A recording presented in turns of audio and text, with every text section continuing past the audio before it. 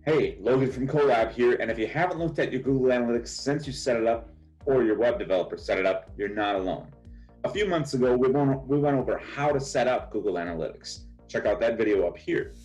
It goes over how to make your account and get logged in. But after watching today's video, you'll learn how to read and use Google Analytics to help design the user experience on your website. Again, I'm Logan from Cohlab, and let's learn about Google Analytics together.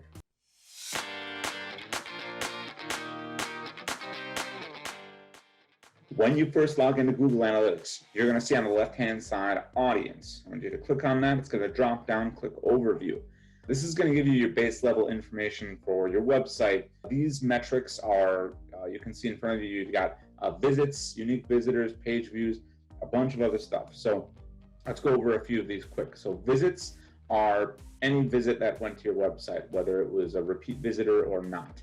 So every time somebody went to the website, that counts as a visit, no matter how many pages they visit, whatever.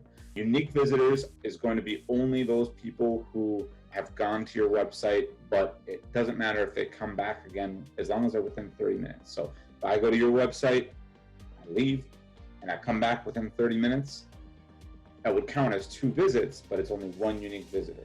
Page views, so that's just how many pages were viewed total. If I come and visit and I see 12 pages, somebody else comes and they only view 1 page, then that's 13 page views. Pages per visit, that's just a combination of the 2 metrics of page views and visits, so that way you can get an idea of how many pages on average people are seeing per visit. Visit duration, obviously, is how long every visit is staying on your website. Bounce rate can be good or bad. Could mean that, a bounce is when someone goes to your site on 1 page and then immediately pushes back or leaves to a different website through a bookmark or something. They're not going to a second page. They only went to 1 page. Now, that could mean that they found what they needed. They just needed a 1 piece of information. They needed a phone number. They just wanted to fill out a contact form. They didn't need a second page, and that's great. But it could also mean that they went to your website expecting to see 1 thing, saw an unrelated thing, and left. So, good or bad. There are other statistics here, but those are the main ones that I'm looking at. One other thing to keep in mind here is that you can change the date range. So at the top right, I don't know which way you are right now, to me, at the top right of your screen though, what you can see is that the date range can be changed. If you click on it, you can set it to be a week long, a month long, a year long, a quarter long, and then you can also click that checkbox and compare that date against the previous date range or any date range you'd like, so you can have a comparison of apples to apples on your website. Next is acquisition, that's on the left-hand side. This is another place I like to look to see where people came from to your website. So once you're on acquisition overview, at the top left, you can change from medium to source medium. Play with those. You can see at various levels whether people are coming from like Google search, overall Google ads, that's the CPC, whether they're coming from GMB, Google My Business. You can also check on campaigns that you've been running. If you're using UTM links in your campaigns, you can name them like, mailer campaign or whatever, and you can see, how those are working out for you. Or if you have used them in your email signatures, so if people are clicking through your email signature to your website. You can also see if they're coming from Facebook, and if you play again with the campaigns or the source and medium settings, you can see if it's mobile Facebook, Facebook app, desktop Facebook website, things like that. And then if you use the UTM links in your Facebook ads as well, then you can see they're coming from the ads. You're also able to see, different search engines like Bing, DuckDuckGo.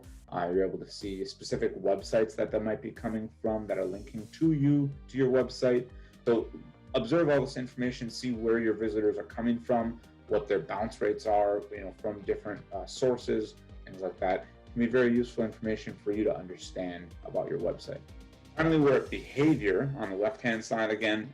Click on behavior, go to overview.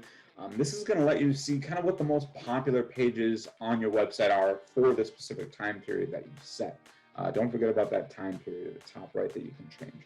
So letting you know where people are landing on, so you can choose to look at just the landing pages. You can look at overall pages to see what are the most popular, which ones have the best bounce rate, which ones have the longest time on page, things like that. And then you can also look at the flow as well. Look at the behavior flow is another option to see, well, they go to this page and then 50% of those people go to this page next, 20% go to this page next. You can follow a flow actually through your website to kind of give you a little more insight. It can take a bit to dig through and you have to spend some time on it, but you can find some really interesting information as long as you clean up the data a little bit.